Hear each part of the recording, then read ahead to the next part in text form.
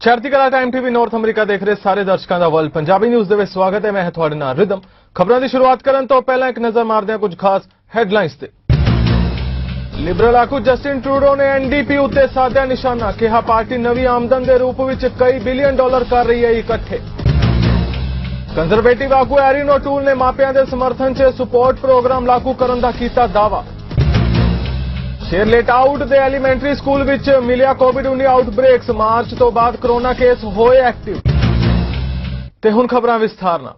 Brampton ਵਿੱਚ 1995 ਤੋਂ ਚੱਲ ਰਹੇ ਖਾਲਸਾ ਕਮਿਊਨਿਟੀ ਸਕੂਲ ਦਾ 26ਵਾਂ ਸੈਸ਼ਨ 7 ਸਤੰਬਰ ਨੂੰ ਉਤਸ਼ਾਹਪੂਰਵਕ ਸ਼ੁਰੂ ਹੋਇਆ। ਇਸ ਮੌਕੇ ਸ੍ਰੀ ਗੁਰੂ ਗ੍ਰੰਥ ਸਾਹਿਬ ਜੀ ਦਾ ਪਹਿਲਾ ਪ੍ਰਕਾਸ਼ ਦਿਵਸ ਮਨਾਉਂਦੇ ਹੋਏ ਵਿਦਿਆਰਥੀਆਂ ਤੇ ਸਟਾਫ ਨੇ ਸਕੂਲ ਦੀ ਬਿਲਡਿੰਗ ਦੇ ਆਲੇ-ਦੁਆਲੇ ਨਗਰ ਕੀਰਤਨ ਵਿੱਚ ਭਾਗ ਲਿਆ, ਜਿਸ ਦੀ ਅਗਵਾਈ ਸਕੂਲ ਦੇ ਕੈਨੇਡੀਅਨ ਸਿੱਖ ਮਾਰਚਿੰਗ ਬੈਂਡ, ਸਕੂਲ ਬੈਂਡ ਅਤੇ 5 ਨਿਸ਼ਾਨਚੀਆਂ ਨੇ ਕੀਤੀ। ਗੁਰੂ ਗ੍ਰੰਥ ਸਾਹਿਬ ਜੀ ਦੇ ਚੌਰ ਸਾਹਿਬ ਅਤੇ ਛਤਰ ਦੀ ਸੇਵਾ ਵਿਦਿਆਰਥੀਆਂ ਵੱਲੋਂ ਨਿਭਾਈ ਗਈ। ਸਾਰੀਆਂ ਕਲਾਸਾਂ ਵਿੱਚ ਵਿਦਿਆਰਥੀਆਂ ਨੂੰ ਗੁਰੂ ਗ੍ਰੰਥ ਸਾਹਿਬ ਜੀ ਦੇ ਪਹਿਲੇ ਪ੍ਰਕਾਸ਼ ਦਿਵਸ ਬਾਰੇ ਜਾਣਕਾਰੀ ਦਿੱਤੀ ਗਈ। ਸਕੂਲ ਵਿੱਚ ਵਧੀਆ gymnasium, basketball court, soccer field, ਖੁੱਲੇ ਕਲਾਸਾਂ ਦੇ ਕਮਰੇ ਅਤੇ ਹਰ ਕਲਾਸ ਵਿੱਚ ਸਮਾਰਟ ਬੋਰਡ ਨੇ। ਵਿਦਿਆਰਥੀਆਂ ਨੇ ਆਪ ਕੀਰਤਨ, ਅਰਦਾਸ ਅਤੇ ਹੁਕਮਨਾਮਾ ਦੀਆਂ ਸੇਵਾਵਾਂ ਨਿਭਾਉਂਦੇ ਹੋਏ ਨਵੇਂ ਸੈਸ਼ਨ ਦੀ ਸ਼ੁਰੂਆਤ ਕੀਤੀ। ਪਿਛਲੇ 5 ਸਾਲਾਂ ਤੋਂ ਗ੍ਰੇਡ 6 ਤੋਂ ਗ੍ਰੇਡ 10 ਤੱਕ ਦੇ ਵਿਦਿਆਰਥੀਆਂ ਲਈ ਆਈਬੀ ਪ੍ਰੋਗਰਾਮ ਬਹੁਤ ਵਧੀਆ ਚੱਲ ਰਿਹਾ ਹੈ। ਇਹ ਪ੍ਰੋਗਰਾਮ ਵਿਦਿਆਰਥੀਆਂ ਨੂੰ 21ਵੀਂ ਸਦੀ ਦੀਆਂ ਜ਼ਰੂਰੀ ਨਿਪੁੰਨਤਾਵਾਂ, ਗੱਲਬਾਤ ਦਾ ਤਰੀਕਾ, ਵਿਸ਼ਲੇਸ਼ਣ, ਡੂੰਘੀ ਸੋਚ, ਆਪਸੀ ਮਿਲਵਰਤਨ, ਸੇਵਾ, ਸਤਿਕਾਰ, ਦਿਆਲਤਾ ਤੇ ਨੈਤਿਕ ਕਦਰਾਂ ਕੀਮਤਾਂ ਸਮਝਣ ਲਈ ਤਿਆਰ ਕਰਦਾ ਹੈ। ਇਸ ਦੇ ਨਾਲ ਹੀ ਸਕੂਲ ਚੁਣੌਤੀ ਭਰਪੂਰ ਅਤੇ ਉੱਚ ਪੱਧਰ ਦੀ ਅੰਤਰਰਾਸ਼ਟਰੀ ਸਿੱਖਿਆ ਦੇਣ ਲਈ ਵਚਨਬੱਧ ਹੈ, ਜੋ ਕਿ ਸਕੂਲ ਦਾ ਵਿਸ਼ਵਾਸ ਹੈ ਕਿ ਵਿਦਿਆਰਥੀਆਂ ਲਈ ਬਹੁਤ ਮਹੱਤਵਪੂਰਨ ਹੈ। ਅੱਜ ਅਸੀਂ ਖਾਲਸਾ ਕਮਿਊਨਿਟੀ ਸਕੂਲ ਬਰੈਂਪਟਨ ਦੇ ਵਿੱਚ ਸ੍ਰੀ ਗੁਰੂ ਗ੍ਰੰਥ ਸਾਹਿਬ ਜੀ ਦਾ ਪਹਿਲਾ ਪ੍ਰਕਾਸ਼ ਦਿਵਸ ਨੂੰ ਮਨਾਉਂਦੇ ਹੋਏ ਬੱਚਿਆਂ ਨੇ ਨਗਰ ਕੀਰਤਨ ਕੀਤਾ। ਸਕੂਲ ਦੇ ਵਿੱਚ ਸਕੂਲ ਦੇ ਬੈਂਡ ਵਾਲੇ ਬੱਚੇ ਅਤੇ ਇਸ ਦੇ ਨਾਲ ਹੀ ਕੈਨੇਡੀਅਨ ਸਿੱਖ ਬੈਂਡ, ਜਿਹੜਾ ਕਿ ਸਕੂਲ ਦੇ ਵਿੱਚ ਬੱਚਿਆਂ ਨੂੰ ਤਿਆਰ ਕਰਵਾਇਆ ਜਾਂਦਾ, ਉਹ ਬੱਚਿਆਂ ਨੇ ਪਾਰਟਿਸਿਪੇਟ ਕੀਤਾ ਤੇ ਕਲਾਸਿਸ ਨੇ ਪਿੱਛੇ ਜਿਹੜੀ ਆ ਉਹ ਮਾਰਚ ਕੀਤੀ। ਖਾਲਸਾ ਕਮਿਊਨਿਟੀ ਸਕੂਲ ਜਿਵੇਂ ਪ੍ਰਾਈਵੇਟ ਸਕੂਲ ਆ, ਇਸ ਸਕੂਲ ਦੇ ਵਿੱਚ ਦੂਸਰੇ ਐਕੈਡੈਮਿਕ ਐਜੂਕੇਸ਼ਨ ਦੇ ਨਾਲ ਓਨਟਾਰੀਓ ਦੇ ਕਰਿਕੂਲਮ ਦੇ ਨਾਲ ਪੰਜਾਬੀ, ਕੀਰਤਨ ਤੇ ਗੁਰਮਤਿ ਦੀ ਸਿਖਲਾਈ ਜਿਹੜੀ ਆ ਉਹ ਦਿੱਤੀ ਜਾਂਦੀ ਹੈ। ਤੇ ਸਾਰਾ ਹੀ ਸਾਲ ਵਿਦਿਆਰਥੀਆਂ ਨੂੰ ਜਿਹੜੇ ਸਿੱਖ ਇਤਿਹਾਸਕ ਦਿਹਾੜੇ ਨੇ ਉਹ ਮਨਾਏ ਜਾਂਦੇ ਆ। ਸਕੂਲ ਰਲ ਮਿਲ ਕੇ ਮਨਾਉਂਦਾ, ਜਿਵੇਂ ਕਿ ਪਹਿਲਾਂ ਤਾਂ ਅਸੀਂ ਸਾਰੇ ਸਕੂਲ ਦੇ ਵਿੱਚ ਲੰਗਰ ਵਗੈਰਾ ਵੀ ਕਰਦੇ ਸੀਗੇ, ਪਰ ਹੁਣ ਕੋਵਿਡ ਦੇ ਟਾਈਮ ਦੇ ਵਿੱਚ ਸਾਰੇ ਹੀ ਪ੍ਰੋਗਰਾਮ, ਜਿੰਨੇ ਵੀ ਸਾਰਾ ਸਕੂਲ ਪ੍ਰੋਗਰਾਮ, ਸਾਰਾ ਸਾਲ ਪ੍ਰੋਗਰਾਮ ਚੱਲਦੇ ਨੇ, ਉਹ ਸਾਰੇ ਹੀ ਆਨਲਾਈਨ ਕਰਦੇ ਰਹੇ ਆ। ਮਾਰਨਿੰਗ ਅਸੈਂਬਲੀ ਬੱਚੇ ਜਿਹੜੇ ਆਨਲਾਈਨ ਅਟੈਂਡ ਕਰਦੇ ਰਹੇ ਨੇ, ਮਤਲਬ ਸਾਰੀ ਰੈਗੂਲਰ ਪੜ੍ਹਾਈ ਜਿਹੜੀ ਆ ਉਹ ਚੱਲਦੀ ਰਹੀ। ਹੁਣ ਵੀ ਸਾਡੇ ਸਕੂਲ ਦੇ ਵਿੱਚ ਬੱਚਿਆਂ ਦੀ ਸ਼ਮੂਲੀਅਤ ਜਿਹੜੀ ਆ ਉਹ ਬਹੁਤ ਜ਼ਿਆਦਾ, ਤੇ ਬੱਚਿਆਂ ਦੇ ਵਿੱਚ ਸਕੂਲ ਦੇ ਵਿੱਚ ਮੁੜ ਕੇ ਵਾਪਸ ਆਉਣ ਲਈ ਬਹੁਤ ਹੀ ਜਿਹੜਾ ਉਹ ਉਤਸ਼ਾਹ ਪਾਇਆ ਜਾਂਦਾ ਹੈ। ਹਾਂਜੀ, ਇਸ ਦੇ ਦੌਰਾਨ ਬੱਚਿਆਂ ਦਾ ਜਿਹੜਾ ਉਹ ਡਿਸਟੈਂਸ ਮੇਨਟੇਨ ਕੀਤਾ ਜਾਂਦਾ। ਸਾਰੇ ਸਕੂਲ ਦੇ ਵਿੱਚ 4 ਹੈਲਪਰਸ ਨੇ ਜਿਹੜੇ ਸਾਰਾ ਦਿਨ ਸਕੂਲ ਦੇ ਵਿੱਚ ਡੋਰ ਨੌਬਸ ਨੂੰ, ਵਾਸ਼ਰੂਮਸ ਨੂੰ, ਕਲਾਸਰੂਮ ਦੇ ਵਿੱਚ ਬੱਚੇ ਜਿਹੜੇ ਆ ਹੈਲਪਰਸ ਜਿਹੜੇ ਨੇ ਬੱਚਿਆਂ ਦੀ ਸਫਾਈ ਦਾ, ਉਹਨਾਂ ਦਾ ਪੂਰਾ ਧਿਆਨ ਰੱਖਦੇ ਨੇ ਤੇ ਉਹਨਾਂ ਨੂੰ ਸੈਨੀਟਾਈਜ਼ ਜਿਹੜੇ ਉਹ ਟਾਈਮ ਟੂ ਟਾਈਮ ਕਰਦੇ ਰਹਿੰਦੇ ਨੇ। ਤੇ ਕੋਹਰਟ ਦੇ ਵਿੱਚ ਬੱਚਿਆਂ ਨੂੰ ਰੱਖਿਆ ਜਾਂਦਾ। ਇਹਨਾਂ ਨੇ ਉਸੇ ਤਰ੍ਹਾਂ ਦੀਆਂ ਹੀ ਗੇਮਸ ਜਿਹੜੀਆਂ ਨੇ ਉਹ ਆਰਗੇਨਾਈਜ਼ ਕੀਤੀਆਂ ਜਾਂਦੀਆਂ ਤਾਂ ਕਿ ਬੱਚੇ ਜਿਹੜੇ ਇੱਕ ਦੂਜੇ ਤੋਂ ਡਿਸਟੈਂਸ ਰੱਖ ਕੇ ਜਿਹੜੇ ਆ ਉਹ ਕਰਦੇ ਰਹਿਣ ਤੇ ਟਾਈਮ ਟੂ ਟਾਈਮ ਬੱਚਿਆਂ ਨੂੰ ਪਰਸਨਲ ਹਾਈਜੀਨ ਦੇ ਲਈ ਵੀ ਜਿਹੜੀ ਆ ਉਹ ਟ੍ਰੇਨਿੰਗ ਦਿੱਤੀ ਜਾਂਦੀ ਹੈ। ਅੱਜ ਅਸੀਂ ਨਗਰ ਕੀਰਤਨ ਮਨਾਇਆ ਹੈ ਕਿਉਂਕਿ ਗੁਰੂ ਗ੍ਰੰਥ ਸਾਹਿਬ ਜੀ ਦਾ ਪਹਿਲਾ ਪ੍ਰਕਾਸ਼ ਦਿਵਸ ਅੱਜ ਹੈਗਾ। ਅਸੀਂ ਛੋਟਾ ਜਿਹਾ ਨਗਰ ਕੀਰਤਨ ਮਨਾਇਆ ਅਤੇ ਗੁਰੂ ਦੀ ਬਾਣੀ ਸੁਣੀ। ਗੁਰੂ ਗ੍ਰੰਥ ਸਾਹਿਬ ਜੀ ਦੇ ਬਲੈਸਿੰਗ ਵੀ ਲੈ ਲਏ। ਗੁਰੂ ਗ੍ਰੰਥ ਸਾਹਿਬ ਜੀ ਨੇ ਗੁਰੂ ਅਰਜਨ ਦੇਵ ਜੀ ਨੇ ਕੰਪਾਇਲ ਕੀਤਾ 1604 ਹਰਿਮੰਦਰ ਸਾਹਿਬ ਅੰਮ੍ਰਿਤਸਰ ਦੇ ਵਿੱਚ। ਗੁਰੂ ਗ੍ਰੰਥ ਸਾਹਿਬ ਜੀ ਵਿੱਚ 6 ਗੁਰੂਆਂ ਦੀ ਬਾਣੀ ਹੈਗੇ, ਭੱਟਾਂ ਦੀ ਬਾਣੀ ਹੈਗੇ, ਭਗਤਾਂ ਦੀ ਬਾਣੀ ਹੈਗੇ ਅਤੇ ਗੁਰਸਿੱਖ ਦੀ ਬਾਣੀ ਵੀ ਹੈਗੇ। ਤੇ ਅੱਜ ਅਸੀਂ ਐਕਸਟੈਂਡਡ ਅਸੈਂਬਲੀ ਮਨਾਇਆ ਹੈਗਾ ਗੁਰੂ ਦੀ ਬਾਣੀ ਸੁਣ ਕੇ ਗੁਰੂ ਗ੍ਰੰਥ ਸਾਹਿਬ ਜੀ ਦਾ ਪਹਿਲਾ ਪ੍ਰਕਾਸ਼ ਦਿਵਸ ਦੇ ਲਈ।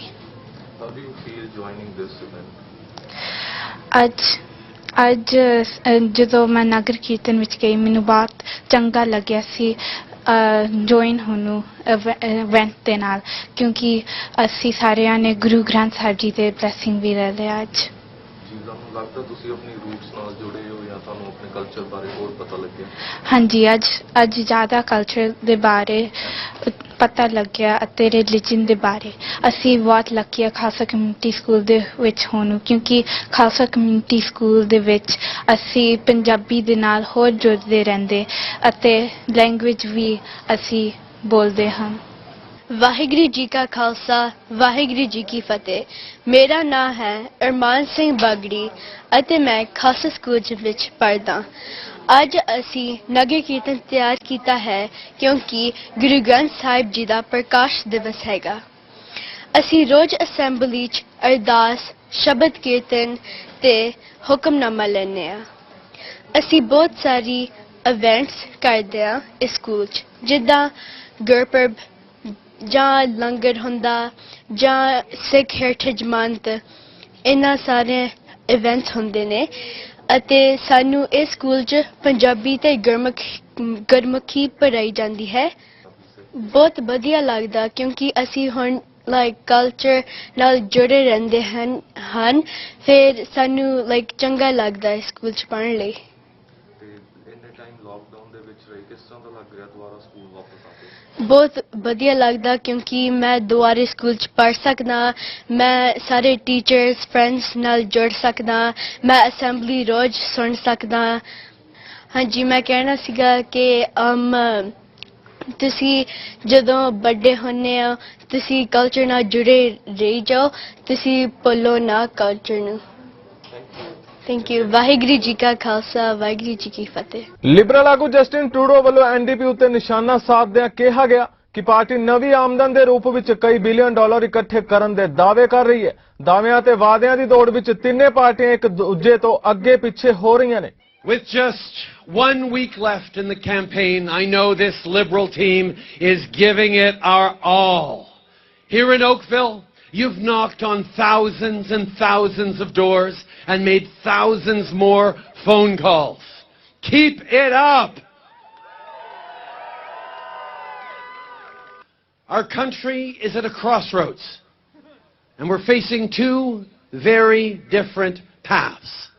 Erin O'Toole is pointing backwards down that old Conservative Party roadmap of trickle-down economics. That failed theory that if the rich get richer, it will eventually trickle down to you. Except that it never does, it never has. My friends, we believe that if you really want to grow the economy, you have to strengthen the middle class and the people working hard to join it. Because that's what truly lifts everyone up. Back in 2015, I made a promise to middle-class families across the country that we would have your back. And you know what? That's exactly what we've done. In our first years, we created 1 million jobs and lifted 1 million people out of poverty. The last 18 months have been incredibly challenging. They've been utterly exhausting. And for too many, they've been marked by grief and loss. I understand why so many Canadians are so tired. It's been hard. Hard on our kids, hard on our aging parents, hard on caregivers and teachers and frontline health workers, hard on everyone. Canadians have seen, and in many cases lived, the vulnerabilities in our social safety net that have been exposed by the pandemic. We saw how quickly women's participation in the workforce plummeted, how racialized and low-income neighborhoods were hit disproportionately hard by the virus. NDP ਇਹ ਵਾਅਦੇ ਕਰ ਰਹੀ ਹੈ ਕਿ farm maker ਦੇ dental care ਵਰਗੇ programme ਸਿਰਜ ਕੇ ਲੋਕਾਂ ਨੂੰ ਸਹੂਲਤ ਦੇਵੇਗੀ ਤੇ ਇਸ ਲਈ ਅਮੀਰਾਂ ਉੱਤੇ ਅਤੇ ਬੇਹੱਦ ਮੁਨਾਫਾ ਕਮਾਉਣ ਵਾਲੀਆਂ ਕਾਰਪੋਰੇਸ਼ਨਸ ਉੱਤੇ ਟੈਕਸ ਲਾ ਕੇ ਇਸ ਦਾ ਖਰਚਾ ਕੱਢੇਗੀ। So I want to let you know today we're here with incredible candidates, like I mentioned, Nadia from Sudbury and Antriane from Nicobelt, and we are so proud to have them as our candidates. And we're here to talk about the price, the cost of voting for Mr. Trudeau. Behind me, see a ticker. The Parliamentary Budget Office did an analysis and found that because of the loopholes and offshore tax havens and the lack of enforcement, that we are losing $25 billion a year in unrecovered revenue. That's the Parliamentary Budget Office. So $25 billion a year over 6 years is nearly $150 billion of revenue that we're losing.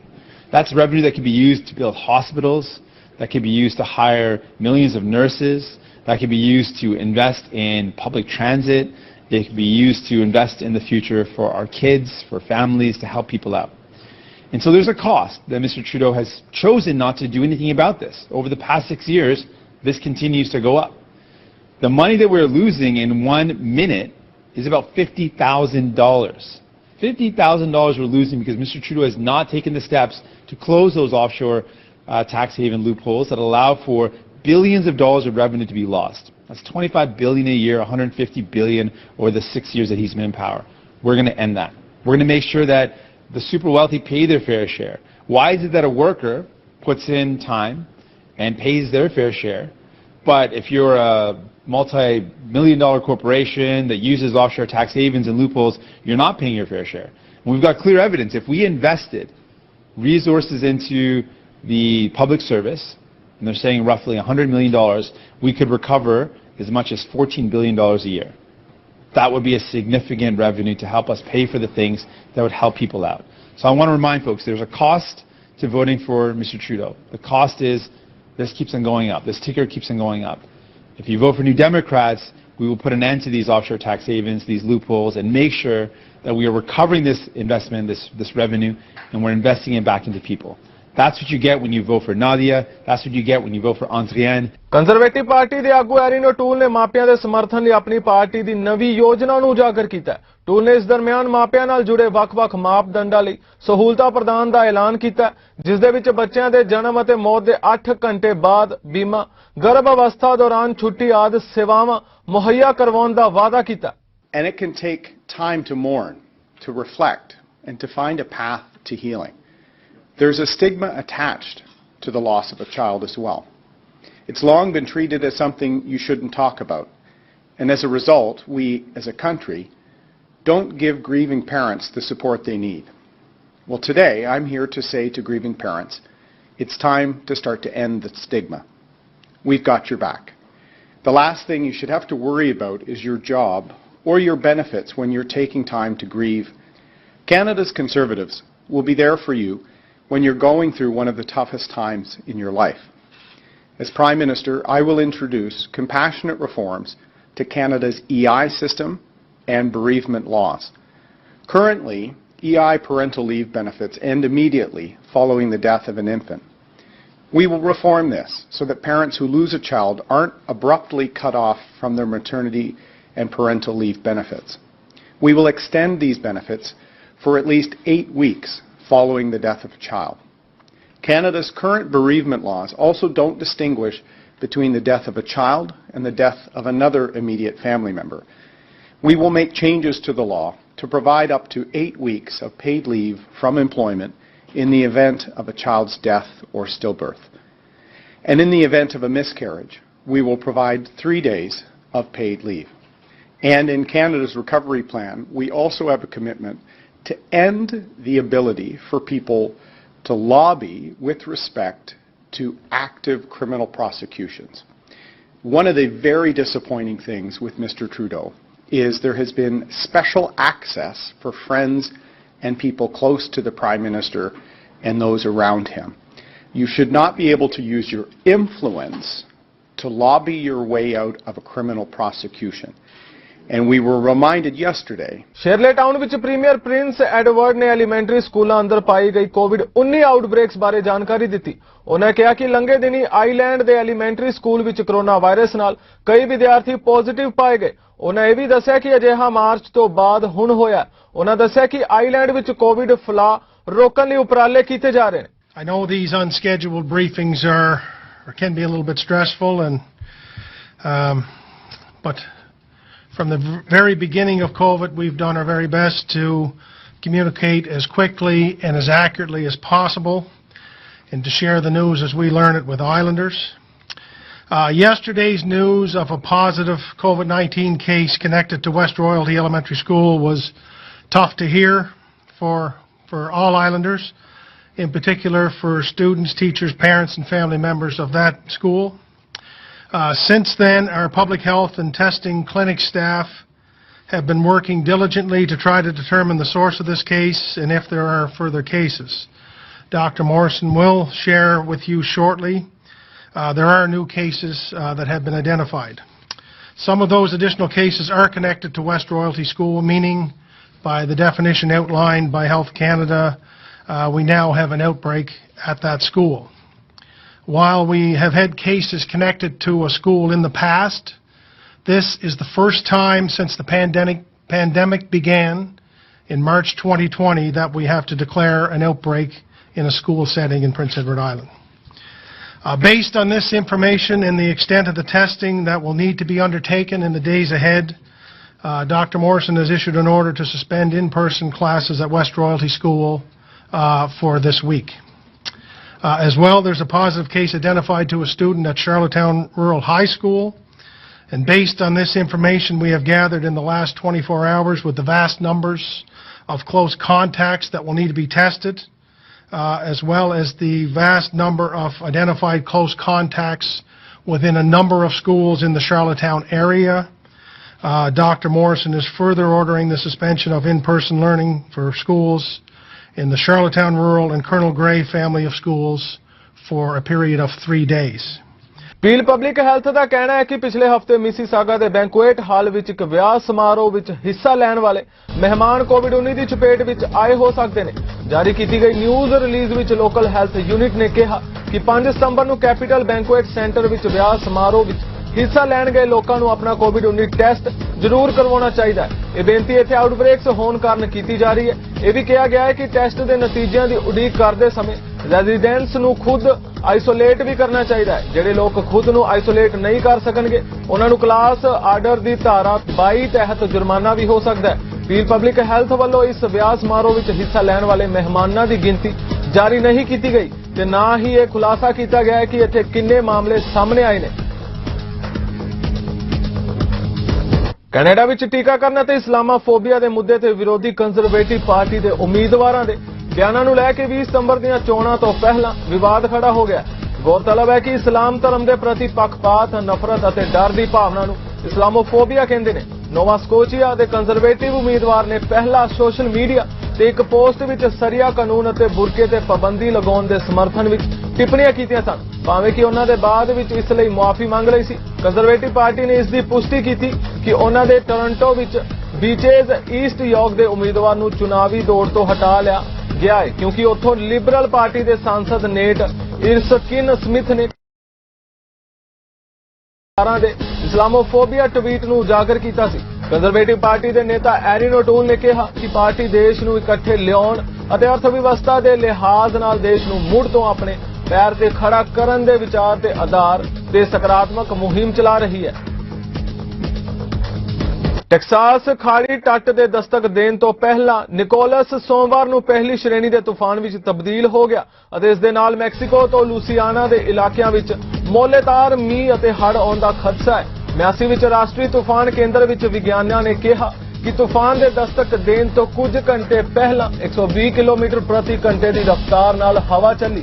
ਹੜ੍ਹ ਦੇ ਲਿਹਾਜ਼ ਨਾਲ ਸੰਵੇਦਨਸ਼ੀਲ Houston ਵਿੱਚ ਅਧਿਕਾਰੀਆਂ ਨੇ ਚਿੰਤਾ ਜਤਾਈ ਕਿ ਮੰਗਲਵਾਰ ਸਵੇਰੇ ਮੀਂਹ ਨਾਲ ਸੜਕਾਂ ਤੇ ਘਰਾਂ ਵਿੱਚ ਪਾਣੀ ਭਰ ਸਕਦਾ ਹੈ। ਅਧਿਕਾਰੀਆਂ ਨੇ ਸ਼ਹਿਰ ਵਿੱਚ ਜਲ ਨਿਕਾਸੀ ਦੇ ਵਾਹਨਾਂ ਨੂੰ ਤਾਇਨਾਤ ਕੀਤਾ ਤੇ 40 ਤੋਂ ਜ਼ਿਆਦਾ ਸਥਾਨਾਂ ਤੇ ਬੈਰੀਕੇਡ ਲਗਾਏ ਨੇ। ਹਿਊਸਟਨ ਸਕੂਲ ਡਿਸਟ੍ਰਿਕਟਸ ਨੇ ਤੂਫਾਨ ਦੇ ਮੱਦੇਨਜ਼ਰ ਕਲਾਸਾਂ ਰੱਦ ਕਰਨ ਦਾ ਐਲਾਨ ਕੀਤਾ ਹੈ। ਖਰਾਬ ਮੌਸਮ ਕਾਰਨ ਕਈ ਕੋਵਿਡ-19 ਜਾਂਚ ਅਤੇ ਟੀਕਾਕਰਨ ਕੇਂਦਰ ਵੀ ਬੰਦ ਰਹੇ। ਸੋਮਵਾਰ ਦੇਰ ਰਾਤ ਨੂੰ ਨਿਕੋਲਸ ਫਰੀਪੋਰਟ ਤੋਂ ਕਰੀਬ 75 ਕਿਲੋਮੀਟਰ ਦੂਰ ਦੱਖਣ ਪੱਛਮ ਵਿੱਚ ਸਥਿਤ ਸੀ। ਰਾਸ਼ਟਰੀ ਤੂਫਾਨ ਕੇਂਦਰ ਨੇ ਦੱਸਿਆ ਕਿ ਤੂਫਾਨ 17 ਕਿਲੋਮੀਟਰ ਪ੍ਰਤੀ ਘੰਟੇ ਦੀ ਰਫ਼ਤਾਰ ਨਾਲ ਉੱਤਰ ਤੋਂ ਉੱਤਰ ਪੂਰਬ ਵੱਲ ਵਧ ਰਿਹਾ ਹੈ ਅਤੇ ਉਸ ਦੇ ਰਾਤ ਭਰ ਅੱਗੇ ਵਧਣ ਦੀ ਉਮੀਦ ਹੈ। ਨਿਊਜ਼ੀਲੈਂਡ ਦੀ ਪ੍ਰਧਾਨ ਮੰਤਰੀ ਜਸਿੰਡਾ ਆਰਡਨ ਨੇ ਬੀਤੇ ਦਿਨੀ ਦੇਸ਼ ਦੇ ਸਭ ਤੋਂ ਵੱਡੇ ਸ਼ਹਿਰ ਵਿੱਚ ਸਖਤ ਤਾਲਾਬੰਦੀ ਵਧਾ ਦਿੱਤੀ ਹੈ। ਇਸ ਦੇ ਨਾਲ ਆਕਲੈਂਡ ਵਿੱਚ ਰਹਿੰਦੇ 1.7 ਮਿਲੀਅਨ ਲੋਕਾਂ ਨੂੰ ਕੋਰੋਨਾ ਵਾਇਰਸ ਦੇ ਬਹੁਤ ਹੀ ਛੂਤਕਾਰੀ ਡੈਲਟਾ ਰੂਪ ਦੇ ਛੋਟੇ ਪ੍ਰਕੋਪਾਂ ਨੂੰ ਦੂਰ ਕਰਨ ਲਈ ਘੱਟੋ-ਘੱਟ ਇੱਕ ਹਫ਼ਤਾ ਹੋਰ ਅੰਦਰ ਰਹਿਣ ਦੀ ਜ਼ਰੂਰਤ ਹੋਵੇਗੀ।